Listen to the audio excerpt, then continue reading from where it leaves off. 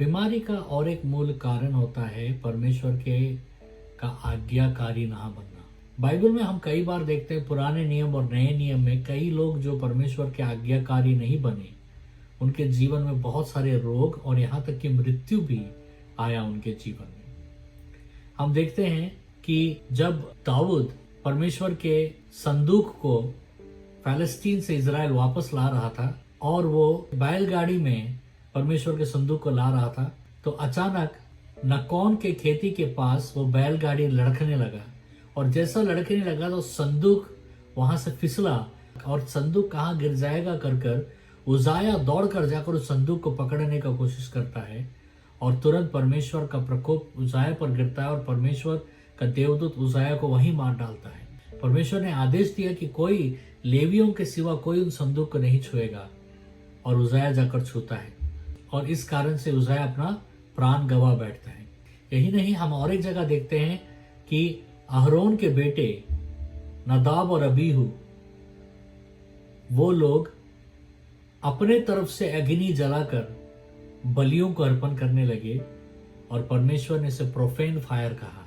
परमेश्वर को बिल्कुल पसंद नहीं आया, गुस्सा आया और परमेश्वर ने उसके वजह से उन्हें भी मार डाला। नए नियम में हम देखते हैं कि ऐसी एक घटना घटती है। अनन्यास और उसकी पत्नी सफेरा ये लोग खेती बेचते हैं और पूरा खेती से जो बिका हुआ वो पैसा परमेश्वर को देने के लिए वो लोग मन्नत मांगते हैं। लेकिन वो जब मंदिर आते हैं तो वो कुछ पैसा अपने लिए रखते हैं और बाकी पैसा परमेश्वर के मंदिर के लिए देते हैं। और पतरस उस समय के पास्टर थे, उन्होंने पूछा क्या तुम पूरा पैसे परमेश्वर को दिए हो? तो अनन्यास कहता है हाँ मैंने दिया है और झूठ बोलता है। तो इस बात से पतरस कहता है कि तुमने पवित्र आत्मा से झूठ बोला और इस कारण तुरंत इस अनादर के कारण, इस आज्ञा ना पाने के कारण वो तुरंत वहां पर वो मर जाता है। ठीक उसी तरह कुछ देर के बाद उसकी पत्नी भी आती है और झूठ बोलती है और उसकी पत्नी भी मर जाती है। हम नए नियम में हम पढ़ते हैं परमेश्वर के आज्ञा ना मानने के कारण हम देखते हैं बाइबल में इन लोगों के जीवन में बीमारी ही नहीं बल्कि मृत्यु भी आया है। अगर ऐसा कोई स्थान पर अगर आप है कि परमेश्वर आपको कुछ कह रहा है करने के लिए और आप नहीं कर रहे हैं, तो मैं विनती करूंगा कि आप जाइए और परमेश्वर से माफी मांगिए।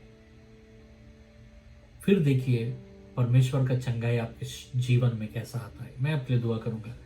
परमेश्वर, मैं विनती करता हूं कि आज के दिन कि आपकी आज्ञाओं को अगर जब हम नहीं मानते हैं तो शैतान के लिए हम द्वार खोलते हैं और दुष्ट हमारे जीवन में बीमारियां, दुर्बलताएं और यहाँ तक कि मौत भी लाता है।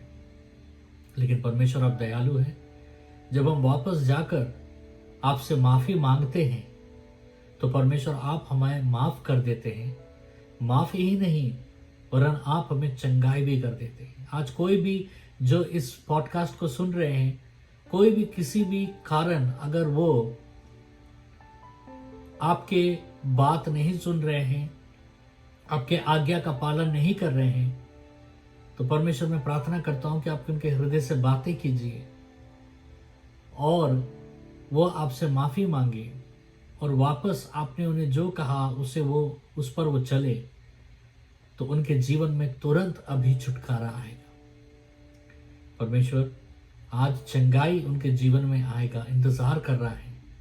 बस एक माफी का दूर में उनका चंगाई है। धन्यवाद पिता, यीशु मसीह के नाम से मांगते हैं, सुनिए, ग्रहण कीजिए, आमीन। मैं आपको कहना चाहूंगा कि आप परमेश्वर के पास जाइए और माफी मांगिए, क्योंकि हमारे माफी मांगने से हमारा चंगाई वापस आ जाता है। मैं आशा करता हूं कि इसे किस दिनों में परमेश्वर आपसे बात करेंगे और कईयों को चंगा करेंगे। परमेश्वर आपको आशीष दे, आमीन।